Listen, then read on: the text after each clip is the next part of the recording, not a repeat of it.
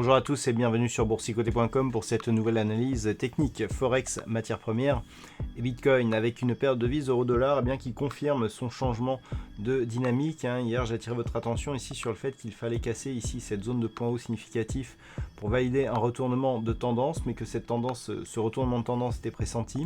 Alors on en a la confirmation aujourd'hui avec même, si on regarde bien, une espèce d'épaule tête-épaule ici, alors elle n'est pas très bien dessinée. Voilà, sur cette phase, on manque un petit peu ici d'amplitude sur certaines parties. Alors même si cette figure n'est pas validable en l'état, on a quand même un pattern ici de retournement avec notamment des cours qui évoluaient bien ici sous la moyenne mobile 20 exponentielle, c'est très net ici. Là ici on a le retournement, on a le changement de flux ici, on voit que même s'il n'y a pas de contact avec la bolle supérieure, on revient chercher ici cette moyenne mobile en tant que support. Et puis on poursuit ici avec une dynamique haussière selon la loi de Dow et on vient ici au contact de la bande de Bollinger supérieure et de la zone de résistance horizontale des 1,0990. Donc tout ceci s'inscrit dans un retournement global. On avait ici une dynamique qui était définie par cette résistance oblique baissière dont la paire de devises euro-dollar se trouve à une très forte proximité actuellement. Donc vu que nous sommes ici au début du retournement de la tendance et que cette proximité est assez flagrante, on peut ici anticiper éventuellement une cassure de cette résistance, et si cassure de résistance à la hausse il y avait, on aurait un signal de sortie de la dynamique baissière de cette paire de devises euro-dollar.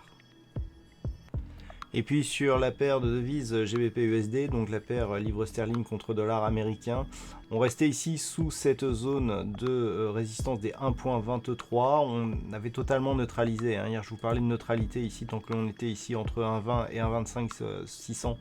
Et d'autant plus si on était ici sur la partie médiane de ce range. Alors là, on reprend une dynamique plutôt haussière. Alors si on écarte un petit peu d'un point de vue moyen terme, ce que l'on a actuellement, c'est pour l'instant une dynamique baissière qui est sortie donc de sa zone d'évolution par cassure ici de la résistance oblique et puis inscription de nouveaux plus hauts significatifs intermédiaires ici supérieurs au précédent. Et donc depuis, nous avons d'un point de vue un peu plus moyen terme ici une succession de points bas significatifs qui est haussière avec ici ce point haut qui fait de même. Donc là, le fait d'avoir ici ce point bas avec une dynamique ici qui est en train de reprendre le mouvement haussier, si on revient rapidement ici sur la zone des 1,25 600 et que l'on s'affranchit de celle-ci, on pourra valider un retournement de tendance moyen terme. Et dans ce cas-là, les prochains objectifs se situent notamment sur cette zone ici horizontale des 1,27 70.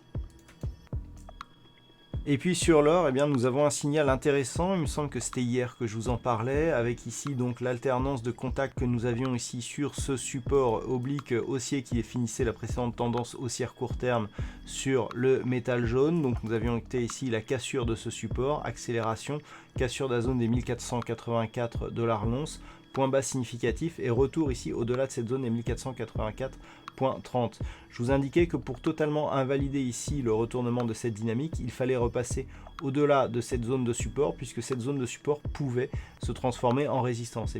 C'est exactement ce qu'illustre cette bougie, puisque nous sommes ici sur une continuité haussière, que la continuité haussière vient ici tester cet ancien support et que les cours refluent d'une manière très rapide. Donc on est vraiment ici sur ce genre de test. Alors qu'est-ce que cela veut dire? Cela veut dire que tout simplement, actuellement, on valide le changement de tendance, puisque si on prend un petit peu si on s'éloigne un petit peu, ici on avait cette dynamique elle est cassée, le support ici se transforme en résistance, on a une succession de points hauts qui est baissière, une succession de points bas qui est baissière. Donc on est en train ici de valider, et ce sera le cas tant que cette zone ici ne sera pas reprise à la hausse, c'est-à-dire tant qu'on ne cassera pas ici cet ancien support à la hausse. Et donc pour l'instant, on est dans une totale validation du retournement de tendance avec une dynamique qui pourrait devenir baissière si on ne refranchit pas ici cette zone qui se rapproche des 1520 $ l'once pour le métal jaune. Et puis sur le WTI, après le retour des cours ici sous la résistance qui définissait la précédente dynamique baissière, que le pétrole avait franchi à un moment donc de forte tension géopolitique, on est revenu ici. Je vous disais qu'on avait un retour probable ici sur la zone des 51 $ le baril. on peut difficilement faire mieux, hein, puisqu'on vient ici, donc on poursuit sur le mouvement baissier, on vient attaquer ici la zone des 51 avec un point haut, hein, qui se situe sur des niveaux très légèrement inférieurs à 51 $ le baril, et donc on rebondit tout de suite, on est en train ici de coter 52,40. Donc on a validé ici cet objectif, à voir maintenant si on va se neutraliser ou si ceci n'est qu'un rebond technique. Alors si on n'a qu'un rebond technique, par exemple, que l'on reste bien ici sous la moyenne mobile 20 exponentielle, eh bien si on rebondit sous la moyenne mobile 20 exponentielle, le deuxième contact ici sur la zone des 51 pourrait nous donner un signal de cassure. C'est rare qu'un support tel que celui-ci casse au premier contact. Donc d'un point de vue global, si cette zone ici des 51, qui a été testée à de nombreuses reprises, venait à céder à la baisse, eh bien cela marquerait un retournement de la dynamique moyen terme, puisque nous étions ici précédemment sur une tendance haussière. Les cours ici se sont stabilisés, on est dans une phase baissière, mais qui tentait à sortir ici, donc suite à cette cassure que je viens d'évoquer.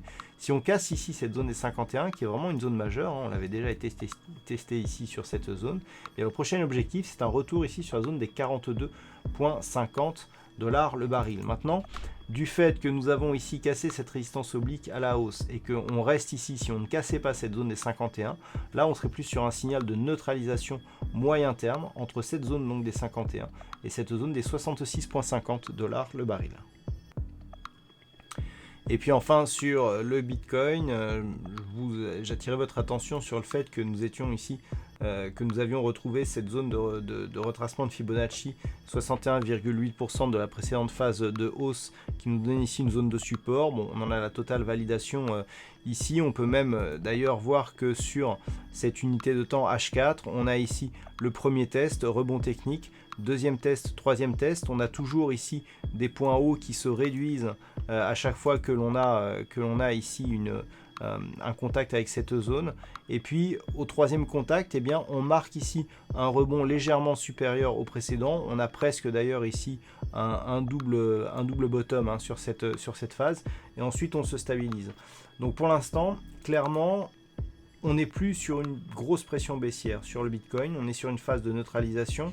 Alors si on regarde un petit peu les cours d'un point de vue moyen terme, et que donc on revient par exemple en daily, on a donc cette forte phase de hausse qui consolide à 61,8% de Fibonacci. On n'est pas encore dans un retournement de tendance, mais si on vient à casser ici cette zone, là clairement on vise un retour sur un retracement total. Par contre, si les cours ici oscillent entre 7835 et 8935, eh bien nous avons une temporisation, mais qui favorise plutôt le biais baissier, puisque cette zone ici des 8935 qui était support, eh bien, se transforme en résistance. Pour espérer repasser dans un flux haussier, parce que si on repasse au niveau des 8935, eh bien on reste toujours quelque part dans une dynamique qui nous donne des points hauts baissiers et des points bas quelque part qui baissent. Donc on reste dans un flux baissier, mais qui se neutralise d'un point de vue très court terme. Pour invalider ce mouvement baissier, désormais, il faut repasser ici cette résistance oblique, hein. Tant que l'on reste en dessous, quels que soient les niveaux, on reste dans une dynamique plutôt baissière. Et une rupture donc des 7835 nous donnerait une perspective de retour sur un retracement total, dont l'objectif ici se situe à 4120 $ pour un Bitcoin. Voilà donc ce que l'on peut dire sur cette analyse technique Forex, matières premières et Bitcoin. Passez une bonne soirée, de bons trades. Je vous rappelle que demain c'est Trading Live à partir de 14h, 14h15 pour le NFP des US, toujours sur la chaîne boursicoté.com. Bonne soirée et à demain pour d'autres analyses techniques, toujours sur la même chaîne.